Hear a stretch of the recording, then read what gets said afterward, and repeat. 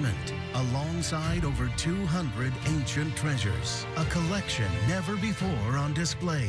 The Dead Sea Scrolls. Open now at the Reagan Library. Tickets at ReaganLibrary.com.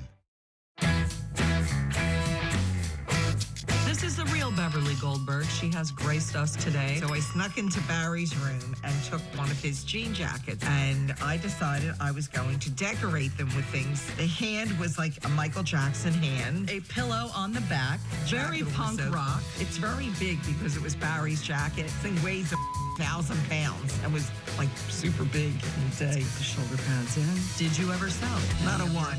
I never sold one jacket.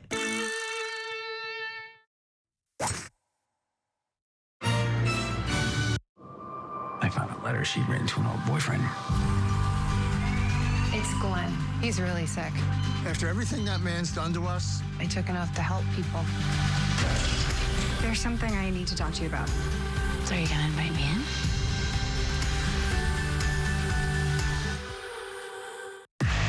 Your chance to win 4 tickets to the LA premiere of the all-new Superman movie, plus a $200 Visa gift card.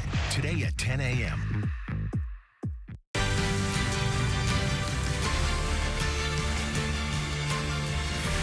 Broadcasting across California with Nikki Lorenzo. This is Inside California Politics. Glad you're with us this week. I'm Nikki Lorenzo in Sacramento. On the show today, we go one-on-one with the new U.S. Attorney for the Central District of California, Bill Essayli. He has been in the role for a couple of months now after being tapped by the Trump administration in April. Before this, he served in the state assembly representing Riverside County. During his tenure in Sacramento, he was a vocal critic of Democrats and their policies and did not shy away from calling them out. And Essayli's approach hasn't changed in his new job. He's been front and center during the immigration crackdown in Los Angeles and the protests that followed, vowing to enforce the law. I spoke with Essayli earlier this week and began the conversation with his priorities as U.S. Attorney. Mr. Essayli, welcome to Inside California Politics. We appreciate you giving us some time. And since this is your first appearance on this show in your new role, I want to get your take on what your priorities are. Yeah, sure. So here at the Department of Justice, one of our main priorities is to get back to ensuring public safety. The prior Justice Department was weaponized against its political opponents. We want to get out of that business. The president signed an order to de-weaponize the DOJ, and we're getting back to the bread and butter of the Department of Justice. We're going after organized crime, violent crime, transnational criminal organizations. We're going after those who commit crimes on children, terrorism. You mentioned it. We're focused on protecting the public.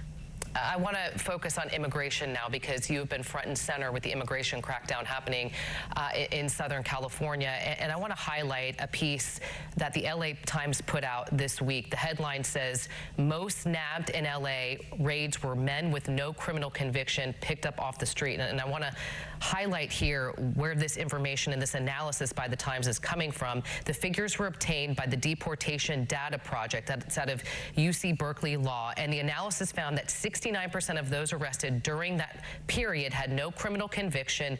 58% never had charged with the crime. The median age of someone was 38, and that person was likely to be a man. Nearly 48% were Mexican, 16 were from Guatemala, 16% that is, and 8% from El Salvador. So I pulled this from the Times piece. And again, there's been criticism that, that your office and ICE is targeting people that weren't essentially doing anything wrong. They're just being profiled. What do you say to that? Well, first of all, if you came into the country illegally, you've committed a crime. So let's get that off the table. My parents are legal immigrants. There's a lot of immigrants who came to this country the right way, and there's a right way to do it. If you came here unlawfully, you have no special status and you have no protection. With that said, the Department of Justice and the Department of Homeland Security, we are prioritizing our operations to go after criminal illegal immigrants. That is our priority, and that is our preference. However, in the state of California, we have sanctuary state. We have SB 54, which prohibits local law enforcement from working with immigration officials. What does that mean? Well, I'll tell you what it means. It means that we are unable to work with local law enforcement to go after the worst of the worst and criminals. In every other state, we can go into a county jail, we can screen criminals for their immigration status, and we could take them directly from jail and deport them. We can train police officers to do immigration screening, so when they run into people committing criminal activities, we can focus on those people and get them deported. We can't do any of that in the state of California, so we have to go out into the community and we have to do broad immigration enforcement operations.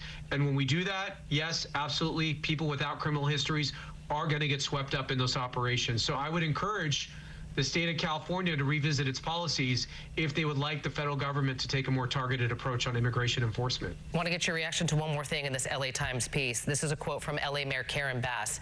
They're not going after drug kingpins. They're chasing hardworking people through swap meets and Home Depot parking lots. Your response? We are doing our job. We are enforcing the law as written by Congress. And if Karen Bass, who was in Congress, doesn't like the law, she should have changed it when she was in Congress. But the Democrats had full control of the House and the Senate and the presidency, and they did nothing about it. So we're not going to get lectured by these politicians when we are doing our job, a job